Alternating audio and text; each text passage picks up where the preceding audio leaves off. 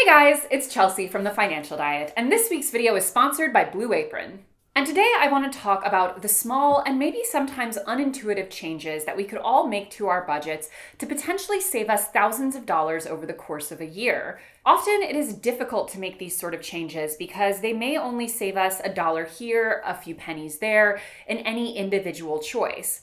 But when we think about how often our choices accumulate and how much the accumulation of choices represent huge variations in our budget, we start to realize that all of the seemingly innocuous decisions that we're making throughout our day actually can have a huge cumulative impact. So I wanted to break down today a few of these simple changes that you can start implementing to potentially save you thousands a year. And I would recommend when you start one or more of these changes to actively track them. You can use plenty of different habit tracking apps, including some that actually show you the dollars saved with not making or making an individual choice. A familiar example of this might be not smoking. For every week you go without buying cigarettes, this is how much you're saving. But you can do that with tons of choices throughout your life, and we'll link you to some resources for that in the description.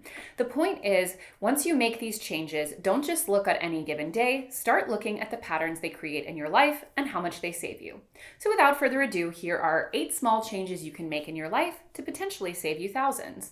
Number 1 is go meatless a few days a week.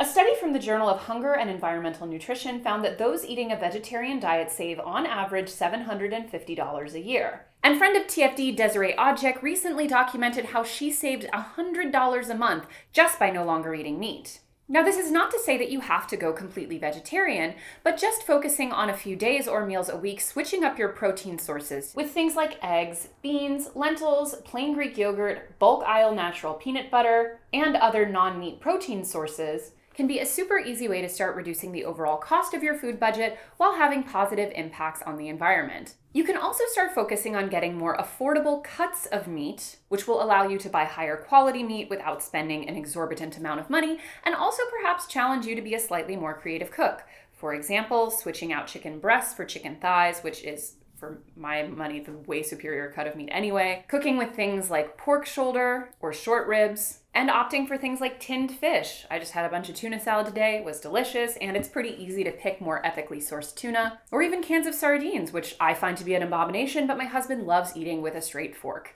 The point is, even when we do opt for meat, there are ways to reduce the expense of a piece of meat and to be more creative with how we prepare it. But overall, even just a few meals a week, opting for something that is meat-free is a great way to help your budget in the long term. Number 2 is opting for a balanced meal kit delivery service instead of takeout. Takeout is a wonderful occasional indulgence, but for most of us who have had the experience of dining out largely removed from our day-to-day life due to the coronavirus pandemic, it's easy to become over-reliant on delivery or takeout options as a default, and if you are tipping like you should, plus often paying all of those various surcharges, the expense of getting meals regularly delivered can quickly spiral out of control. So if you're wanting to cut back on takeout and delivery expenses, but don't want to have to spend tons of time meal planning, you should check out Blue Apron. Blue Apron's meal kit boxes come with everything you need to cook delicious, balanced meals with none of the hassle of meal planning or grocery shopping. You're sent exactly the ingredients you need for each of the meals you selected in only the exact increments that you need. TFD's creative director, Holly, has been a loyal Blue Apron customer for nearly 5 years. As she puts it, I was hooked from the get-go. As someone who loves food, it was a very simple way to cook delicious, high-quality meals without the effort of grocery shopping or meal planning. And while I don't personally subscribe to a specific diet, I find that even the more indulgent Blue Apron offerings are well-balanced meals that leave me feeling satisfied, but not gross. They all have a solid focus on protein and a significant vegetable component. Blue Apron meals start at just $7.49 a serving, so you can get restaurant-quality meals for a fraction of the cost. Plus, their new wellness plan offers balanced, nutritionist-approved recipes designed for your holistic health, including 600-calorie or less carb-conscious dinners, and more, with meals such as miso ginger rice bowls, Provençal-style baked tilapia, and sheet pan chipotle pork roast. Click the link in our description to check out their wellness recipes and get $80 off your first 4 deliveries. Number 3 is do a 30-day challenge to cut out one specific indulgence. In the personal finance world, you will often hear people touting doing a no-spend challenge, where for a week, a month, or even a year, they basically challenge themselves not to spend on anything non-essential in that time frame. And while this can be super helpful as a reset for many of us, and is also the way many people live without having an option, for others, it's the kind of radical lifestyle adjustment that can easily backfire. When you feel like you can't spend money on anything, you can easily start feeling deprived, and deprivation can often put us on a terrible cycle. So instead of cutting out all discretionary spending for a period of time, focus on eliminating just one indulgence for a limited window. To pick one, take a look back at your recent spending, see which extra category you spend the most on, and challenge yourself to go a month without it. And pick something that's legitimately unnecessary. We're not telling you to stop going to therapy for a month, but rather to cut out alcohol, online shopping, book buying, Uber or Lyft rides, etc. And if you need any ideas, we did a video on different things you can try cutting out of your budget for a month instead of going on a spending freeze. We'll link you to that in the description. Number 4 is take advantage of your employer-offered health benefits. Right now, find out if you have an HSA available through your employer. And if you do, take the time this week to opt into it. A health savings account, or HSA, is a tax-advantaged account created for individuals who are covered under high-deductible health plans to save for qualified medical expenses that are over and above an HDHP's coverage limits and/or exclusions. Contributions are made into the account by the individual or individual's employer and are limited to a maximum amount each year. The contributions are invested over time and can be used to pay for qualified medical expenses, such as medical, dental, and vision care, as well as prescription drugs. And with the CARES Act enacted into law in response to the coronavirus pandemic, HSA funds can now be used for over-the-counter medications without a prescription, as well as certain other health-related products. When it comes to healthcare, never spend $1 more than you actually have to, and the best way to ensure that is by knowing what your options are. Number 5 is cancel any unused streaming or subscription services. When we sign up for a free trial of something and don't actually cancel before the free trial is over, we're often sucked into the cycle of just getting used to having this thing and therefore being less incentivized to get rid of it. We also, in many cases, may have signed up for something that we simply forgot we did. But if you're finding yourself with subscriptions that you didn't have before but now feel that you can't do without, there's actually a name for this. It's called the endowment effect, which is a circumstance in which an individual places a higher value on an object they already own than the value they would place on that same object if they did not own it.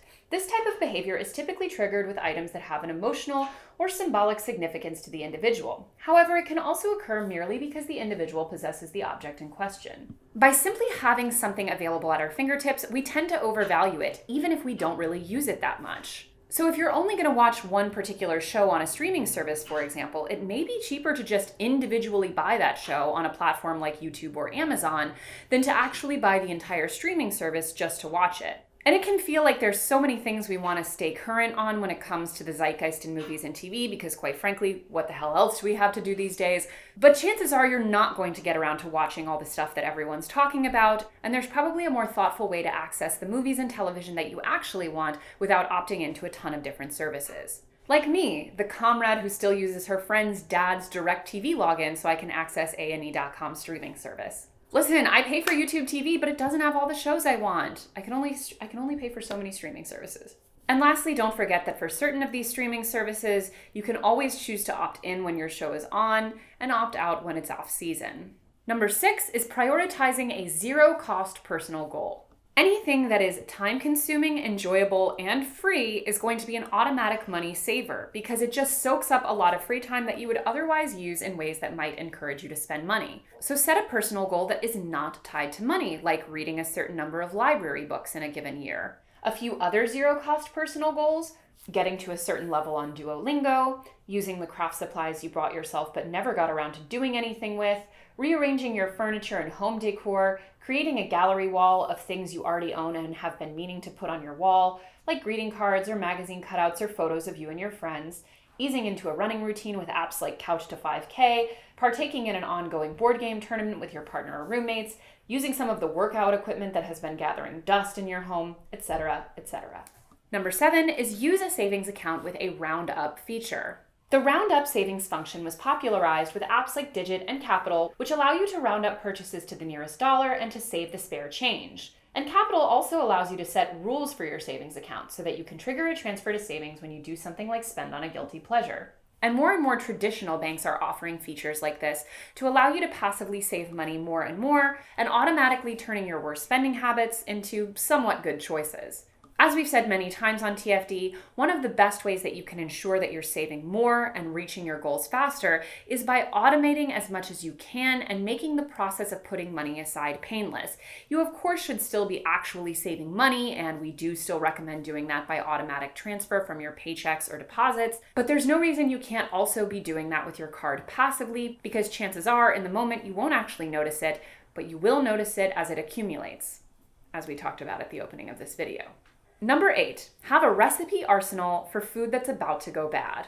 One study purchased in the American Journal of Agricultural Economics found that the average American household wastes just under 32% of its food. So say you have a food budget of $100 a week. That's $5,200 a year, and if you're wasting 32% of it, that means you may be throwing out $1,664 worth of food every single year. And this is not to shame any one individual. We all know that the majority of food waste does come from restaurants. But cutting down on your own waste can help save money, which is another way services like Blue Apron can come in, because they send you exactly what you need to make the meal and nothing more. So to combat your food waste, have a recipe arsenal on hand that can help you find uses for all of that produce that's about to turn, pantry items that you've been meaning to get rid of, and various other things in your fridge that you know are still good, but likely won't be if you wait a couple more days. But especially the produce, because nothing makes you feel worse about yourself than having to throw away a bunch of untouched produce. Here are just a few great clean out the pantry meal ideas anyone can use.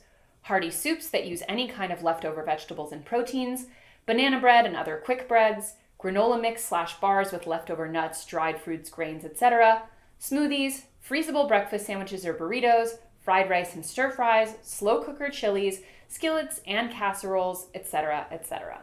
No matter where you're going to start with finding extra room in your budget, the biggest thing is to start making those little changes that can seem kind of pointless on the surface, but add up to big things in the long term. Good financial habits start by thinking beyond today. And don't forget to check the link in our description to learn more about Blue Apron's new wellness recipes and to get $80 off your first 4 boxes. $80. And as always, guys, thank you for watching, and don't forget to click the subscribe and join buttons and to come back every Monday, Tuesday, and Thursday for new and awesome videos. Bye-bye!